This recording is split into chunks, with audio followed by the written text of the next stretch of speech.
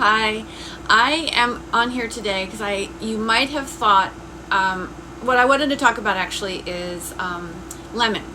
And you might have thought that you could substitute lemon oil, lemon essential oil with lemon juice. I've heard a couple of people talk about this, and I think we do it with other ones as well. And I wanted to clarify that an essential oil, there's a big difference between an essential oil and an herb and a food. And you might be thinking, well, no kidding. And the point is that an oil, and I don't want to call it the blood. It's not the blood of the plant. But what an essential oil is, it is the essence of a plant. Now, and what do I mean by that? It's like if somebody were to squeeze you, and to actually, or steam you, because we talk about expel or pressed, or we talk about distilled. So if somebody were to do that to the human body, and I'm not trying to be gruesome here, I'm just trying to make a point, and it would begin to express the very essence of what the chemistry of what makes you up. It would begin to express, and I'm not talking about the blood. There's actually hormones in there, right? The neurochemicals. It would begin to express that. That is the whole concept of distilling an essential, or distilling a plant to extract the essential oil. It's a process of going about getting the molecules, the signaling molecules that influence cellular activity within the plant. The same thing that our hormones, our neurochemicals are doing in our body, they are signaling the cells, the receptors. They're activating and deactivating genetic receptors at all times and signaling functions. That's why we're alive. So in many respects, an essential oil is really no different. It's different and it's not. There's different chemicals that actually fit into our genetic receptors very much like a puzzle piece. So this is how they've been able to create chemicals that can lock in the case of medications.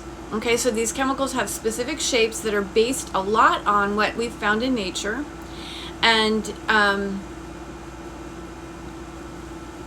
they can lock into our genetic receptors and begin to activate processes that maybe don't need to be going on.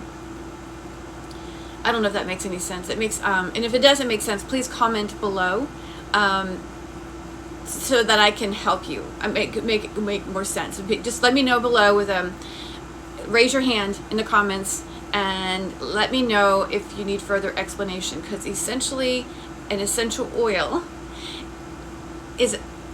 consists of chemicals that are signaling molecules, meaning they affect cellular changes. They stimulate systemic functions and processes so that the organism remains alive. And although they are not the same as our dopamine and our acetylcholine and our estrogen and our hepcidin and all those other lovely chemicals that we have in our system, although they're not the same, there's a similar shape. And this is how we know how different oils can affect different processes in the body. So I say that because when we have a food and an herb, the herbs themselves would actually have, well, the foods too, depending on what we're talking about, and I started off talking about lemon, the herbs would have a micro amount of oil in it because the herbs are dry. So there's a minuscule amount of oil in the herb itself. Yet there's other things in that herb, phytonutrients and other chemicals that cannot be expressed through distillation. They cannot come out through distillation. They are bigger molecules and they don't process that way. This is the reason why herbs have a very different impact and are they're effective in a different way. So when I say equally effective, they are equally as powerful as an oil, yet they affect the system differently. That said, foods obviously we know contain vitamins and minerals. In the case of a lemon and an orange and a lime, anything that you get the skin with, like those particular, in a lemon essential oil, the oil is actually expressed from the rind. Okay, it is expressed from the rind.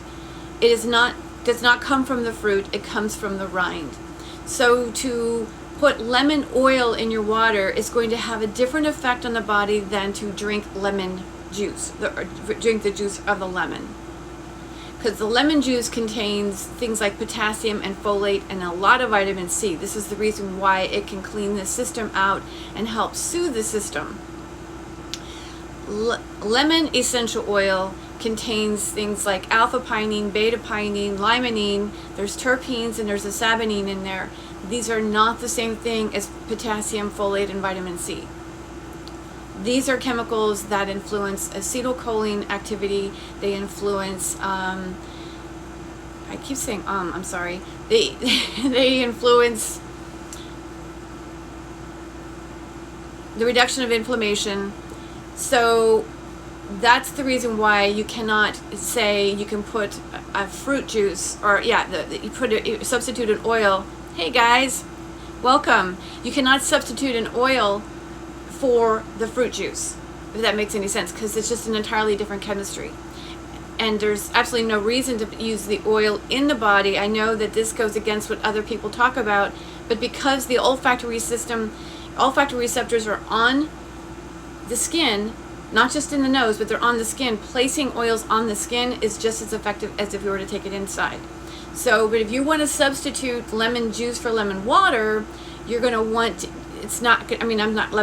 lemon juice for lemon oil, it's not going to have the same effect. It's very, very different. So I just wanted to offer that. And the same thing can be said for any herb and any other food that we get our oils from, like tarragon and cardamom. We get them from the distillation process, but to use the actual dried product or the food itself has a different impact on the body, because there's just different nutrients in it than the oil. So that's what I wanted to offer today.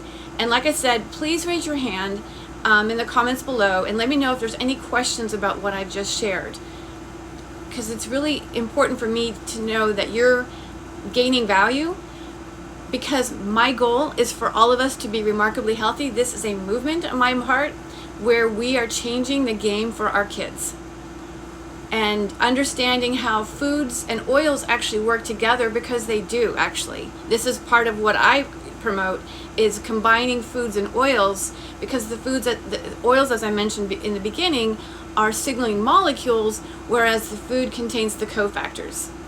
And to combine together, they have an extraordinarily profound effect on the system.